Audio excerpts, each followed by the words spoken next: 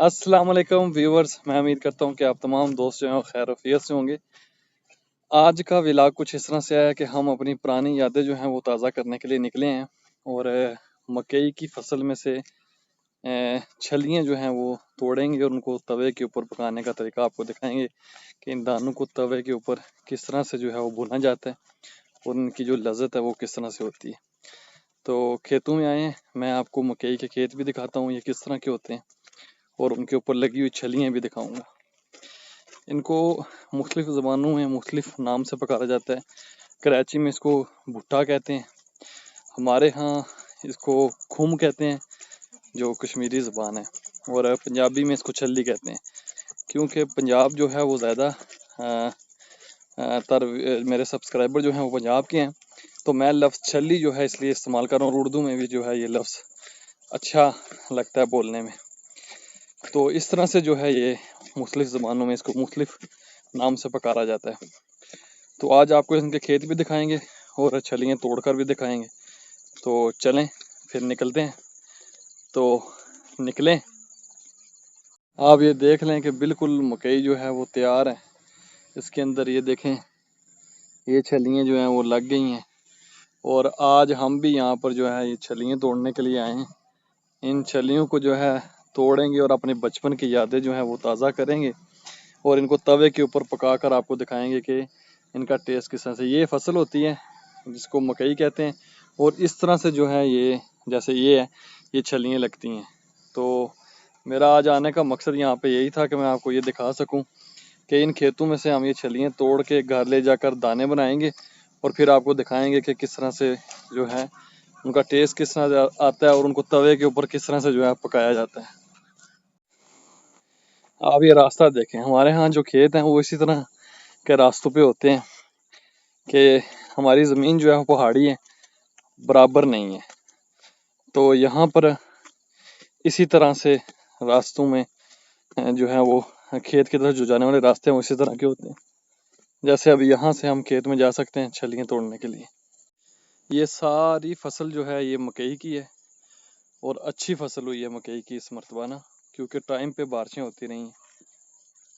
तो फाइनली हमारे जो दाने हैं वो हमने अलहदा कर लिए हैं, छलियों के अंदर से निकाल कर अलहदा कर लिए हैं। तो अब हम इनको पकाने की तरफ जाएंगे और साथ में बचपन की यादें भी ताज़ा करते जाएंगे जैसा कि मैंने आपको पहले बताया। तो आए आपको दिखाते हैं कि अब ये पकाने किस तरह से है, क्योंकि अमूमन जो लोग हैं वो घी बहुत ज़्यादा डाल देते हैं दानों में, वो ऐसे आयली आयली से हो जाते हैं।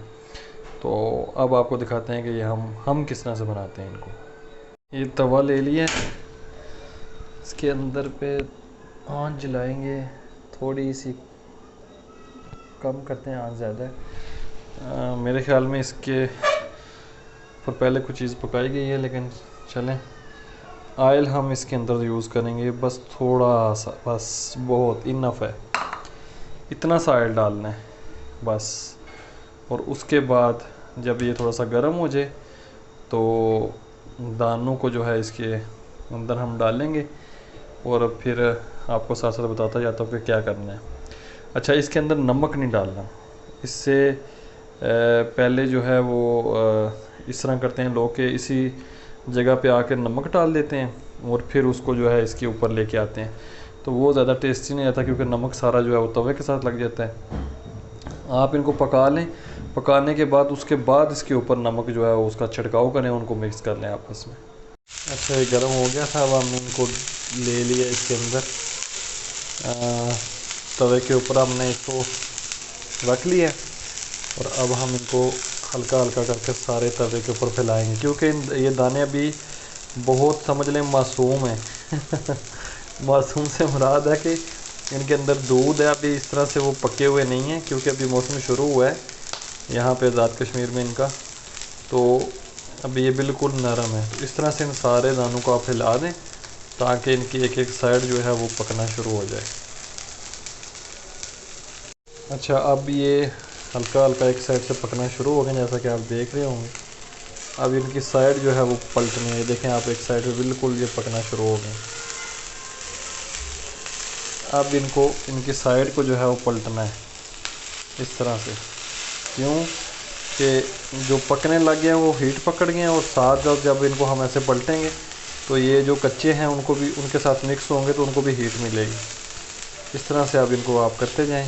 आंच जो है वो आपने इतनी रखनी है, आप देख लें मीडियम आंच के ऊपर आप इनको करते जाएं इस तरह से। ये जैसे इन्होंने शेप दी है, अब आपने यहाँ पर रुकना नहीं है, आप इनको पलटते जाएं। ये तवे के ऊपर पकाने का तरीका आपको दिखा रहा हूँ। घी जो है वो बहुत कम लगाना है। देखें मैंने बहुत कम लगाया तो सारा दानों के ऊपर आके चिपक गया है, और जो बाकी है तवा बिल्कुल जो है वो हमारा खुश्क हो गया। सारा घी जितना भी था वो ऑयल वो सारा दानों ने जज़ब कर लिया अपने अंदर, और ये घी जो है यही गर्म हो रहा है, उसके साथ साथ दाने पक रहे हैं।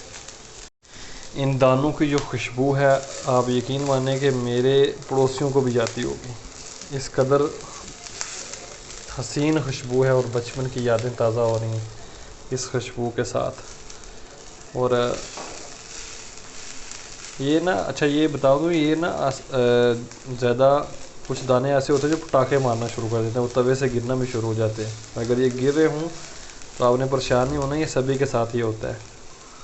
आप के साथ अगर आप ट्राई कर रहे हैं तो पहली मर्तबा आप ये ना सोचें कि आपके साथ कुछ गलत हो रहा है, ये सभी के साथ होता है। जब ये पक कर फूलना शुरू होते हैं तो फिर ये तवे से नीचे भी गिरना शुरू होते हैं, और तवे के ऊपर दाने पका कर खाने का अपना ही मज़ा है। ये वीडियो भी मैं सिर्फ इसीलिए शेयर कर रहा हूँ कि मेरे हम उम्र और मुझसे बड़े जो लोग हैं वो जब इसको देखेंगे तो वो यकीनन अपनी बचपन की यादों में खो जाएंगे, क्योंकि आजकल की जो जनरेशन है इसको इसका कुछ पता नहीं है। मोबाइल की जनरेशन है, इनको कुछ ऐसा तजर्बा नहीं है।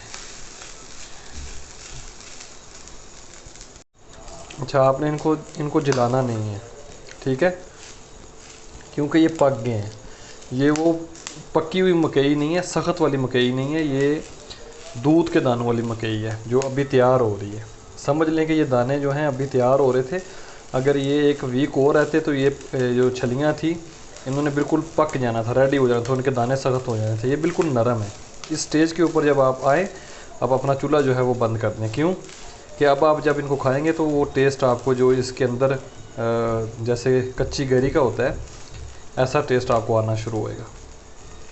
तो इस स्टेज के ऊपर आप इनको उतार लें, क्योंकि इससे ज़्यादा अगर आप करेंगे तो फिर ये जल जाएंगे, फिर वो चीज़ नहीं रहेगी, वो ओरिजिनल जो मकई का टेस्ट होता है वो ख़त्म हो जाएगा। यहाँ पे आप आंच को बंद करें, बस तवा वैसे ही काफ़ी जो है गर्म है, इसके ऊपर इनको पड़ा रहने दें और साथ साथ ऐसे हिलाते जाएं।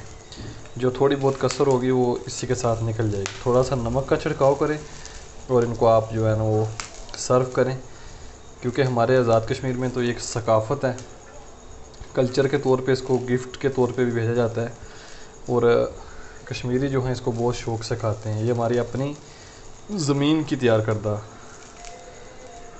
मकई है,